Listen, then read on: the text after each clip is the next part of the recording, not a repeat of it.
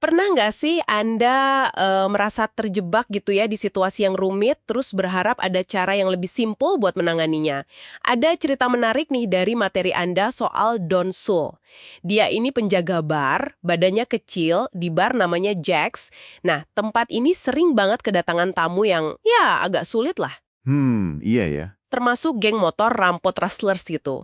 Nah, karena dia nggak bisa ngandalin fisik kan, Sul ini bikin beberapa aturan sederhana aja buat jaga ketertiban. Oh, gimana tuh aturannya? Simpel aja, kayak pertama, jangan biarkan pembuat onar masuk, terus dia harus tetap sadar sampai tamu terakhir pulang.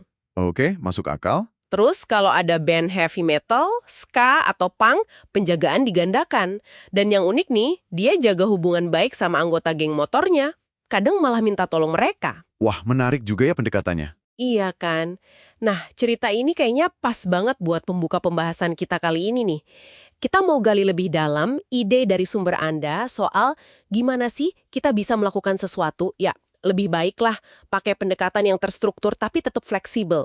Pakai aturan sederhana ini. Persis.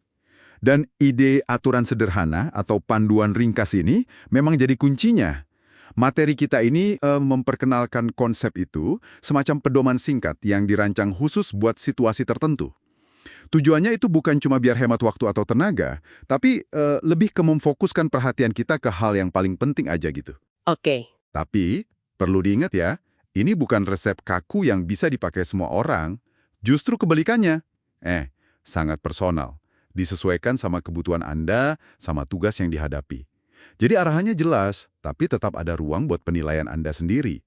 Nah, buat Anda nih pendengar, pembahasan kita kali ini bakal kasih strategi praktis dari materi ini. Supaya Anda bisa lebih efektif lah di berbagai hal. Intinya, yaitu tadi, soal gimana melakukan sesuatu dengan lebih baik. Menarik ya, fokus di melakukan lebih baik. Nah, terus gimana cara kerja aturan sederhana ini secara praktis? Materi Anda kan menyoroti ada jenis aturan, cara, atau how to rules gitu ya. Ini kedengarannya kayak instruksi langkah demi langkah, bukan? Bisa dibilang gitu, tapi mungkin lebih fleksibel ya. Aturan cara ini intinya memandu tindakan inti dalam suatu tugas. Di sumber yang Anda kasih itu ada contoh bagus. Seymour Delot Binier dari BBC. Dulu, di awal era radio, komentator olahraga kan seringnya amatir banget ya. Iya, iya. Nah, Delot Biniere ini bikin 6 aturan sederhana buat mereka. Misalnya, gambarkan suasana, jelaskan aksinya dengan jelas, kasih skor secara berkala, gitu-gitu aja. Oh, simple ya. Iya, tapi hasilnya, komentar radio jadi jauh lebih profesional. Dan hebatnya lagi, aturan ini ternyata bisa dipakai di berbagai jenis siaran. Kekuatan aturan sederhana ini, seperti yang dijelaskan di materi Anda, yaitu justru bisa membebaskan kapasitas mental kita. Kalau ada panduan jelas, kita kan nggak perlu mikirin prosedur dasar lagi. Jadi fokusnya bisa ke hal lain ya? Betul, bisa fokus ke penilaian situasi, adaptasi, terutama pas lagi genting gitu kan. Oke, oke. Jadi bukan cuma instruksi kaku, tapi yang di kerangka yang bentuk kita fokus ya. Contoh BBC tadi kan nunjukin gimana aturan sederhana bisa bikin standar. Tapi ada contoh lain yang lebih, dramatis ya, di materi Anda. Soal tragedi kebakaran Man Gulch tahun 1949 itu. Ah iya, itu. Contoh yang tragis, tapi sekaligus kuat banget pesannya. Jadi waktu kebakaran hutan Man Gulch itu terjadi, sebenarnya udah ada aturan sederhana yang dikenal para smoke jumpers veteran buat ngadepin api yang nggak terkontrol. Aturan seperti apa itu?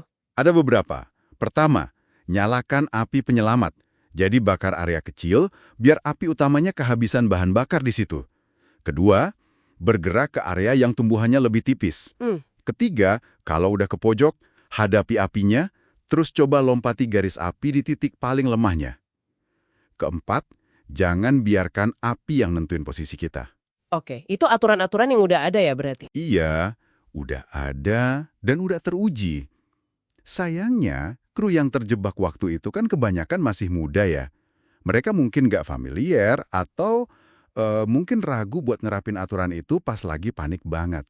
Waduh. Akibatnya fatal. Nah, ini nunjukin betapa pentingnya aturan cara yang udah teruji. Apalagi dalam situasi hidup mati gitu. Waktu buat mikir kan terbatas banget. Iya, iya. Kisah Man Gulch itu bener-bener nunjukin pentingnya struktur ya, apalagi pas genting. Tapi ini jadi nimbulin pertanyaan nih. Apa aturan kayak gitu harus kaku selamanya? Gimana materi Anda bahas soal fleksibilitasnya? Atau evolusi dari aturan-aturan ini? Nah, itu dia poin pentingnya. Justru salah satu keunggulan aturan sederhana itu ya kemampuannya buat berevolusi, nggak kaku. Materi Anda kasih contoh Shannon Turley. Dia pelatih kekuatan tim American Football di Stanford. Oh iya, gimana ceritanya? Awalnya nih, Turley ngikutin pakem biasa aja di bidangnya. Fokus utamanya bikin atlet angkat beban seberat mungkin. Pokoknya cetak rekor di gym. Standar ya? Iya, tapi dia terus ngamatin. Ternyata atlet yang paling kuat di gym belum tentu paling efektif pas tanding di lapangan. Oh gitu ya? Iya. Akhirnya, dia revisi aturannya. Fokusnya geser banget. Prioritas utamanya jadi jaga pemain biar bebas cedera dan bisa berfungsi maksimal pas pertandingan. Wah, beda banget ya pendekatannya. Beda banget. Jadi pilihan latihannya disesuaikan buat cegah cedera spesifik sesuai posisi pemain, bukan lagi cuma ngejar angka-angkatan beban. Saya bisa bayangin sih, pasti nggak gampang ya ngubah kebiasaan lama kayak gitu. Artinya, aturan ini emang bisa dan sebaiknya disesuaikan terus ya berdasarkan observasi dan refleksi kita sendiri. Tepat sekali. Dan proses adaptasi ini yang bikin aturan sederhana jadi alat yang kuat banget buat peningkatan berkelanjutan. Sumber Anda juga nunjukin adanya pola gitu. Aturan itu seringnya dimulai dari hal yang kelihatan jelas di permukaan. Terus, seiring pengalaman, pemahaman makin dalam, aturannya berkembang jadi lebih strategis, lebih abstrak. Tapi kuncinya? Kuncinya, jaga jumlah aturan tetap sedikit, biar gampang diingat dan nggak hilang fokus. Jadi ada proses belajar, penyempurnaan terus-menerus, kayak yang dilakuin Turley tadi. Oke, baiklah. Jadi kalau kita rangkum nih dari penjelajahan materi Anda ini, kelihatan jelas ya kalau aturan sederhana itu alat yang ampuh banget buat bantu kita melakukan sesuatu jadi lebih baik.